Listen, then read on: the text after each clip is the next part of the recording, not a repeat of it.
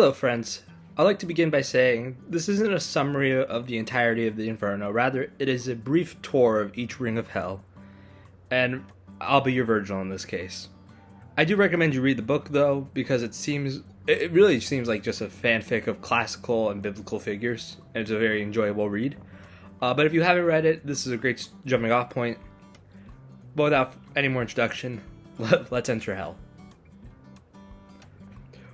We first walk past the gate reading, I am the way into the city of woe, I am the way into eternal pain, I am the way to go among the lost. Justice caused my high architect to move. Divine omnipotence created me. The highest wisdom, the primal love. Before me there were no created things, but those that last forever, as I do. Abandon all hope, he who enters here. In the first ring we are greeted with a kind welcome in the ring of limbo. But I should warn you, by just watching this video, you can no longer enter this realm. Here resides great people, very well-renowned, virtuous people.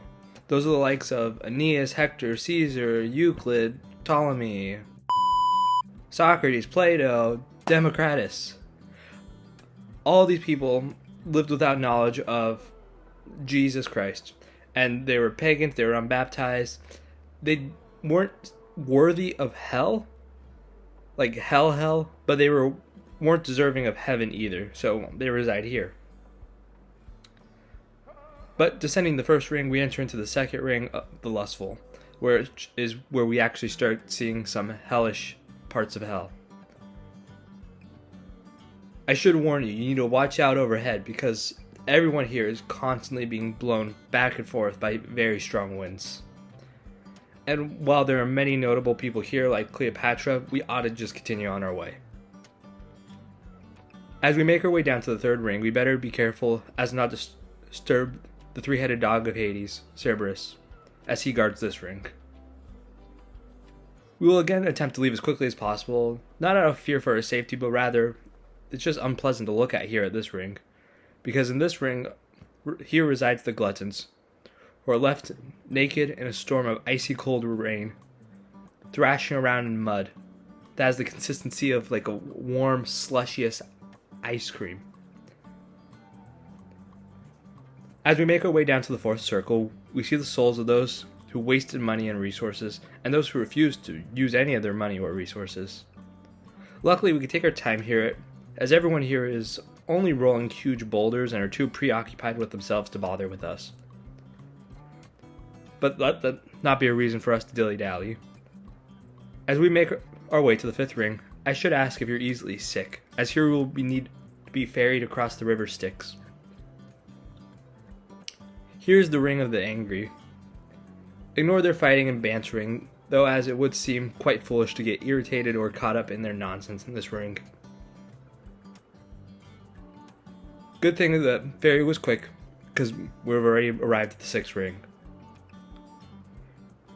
Here we are with the heretics, those who denied God and rest in fiery graves, for they denied eternity rather than choosing to live and die only for their body. But, as this is nothing to preoccupy ourselves with, let us just move straight on to the seventh ring, which in itself contains three rings. First is the ring with people who are violent against others. Here they are shot with arrows by centaurs if they stand above the boiling river. Next is the ring of those who are violent to themselves. Here they have thrown away their bodies, so they are now given the body of a tree, and destined to be eaten by harpies, now until eternity. Here, take this umbrella. You'll thank me in a moment.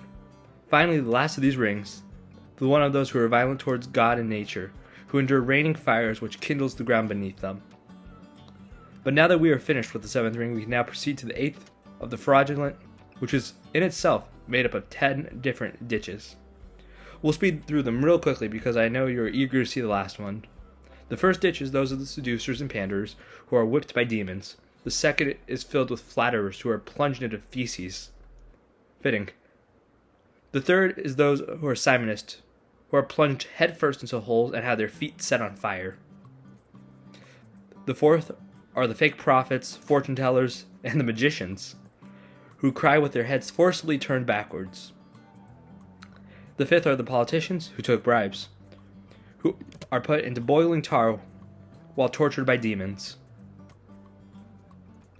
The 6th are the hypocrites, who are crucified on the ground. The 7th are the thieves, who are covered in serpents. Maybe the punishment got a little bit lazy here. Or maybe all thieves are just afraid of snakes. The 8th are with the evil counselors, who are covered in fire, including their tongue. The 9th are the sowers of discord, the schismatics, who are punished by demons who slash them open. And finally, we're at the end of the 8th ring, with the 10th ditch containing the falsifiers, who are punished by terrible disease. And finally, we reach the 9th ring, the ring of traitors. Here we see no fire, and we feel no warmth. There is only cold and ice. This ring is like the last 2, so it's also divided up into multiple areas. This is 4 circles in the 9th ring. The first of traitors to one's families who are now frozen. The second of traitors to one's nation, and the third traitors to one's guests, where one can end up even before their body is dead. And at last, at the end of our journey, we see the betrayers of one's benefactors, where we see Satan chewing on 3 men, Judas Iscariot, Brutus, and Cassius. I hope you enjoyed your tour, but I do want to leave you with the fact that this is a work of poetry, and not at all how the Christian hell is perceived by the community as a whole. There are a few specific circumstances, but those are few and far between.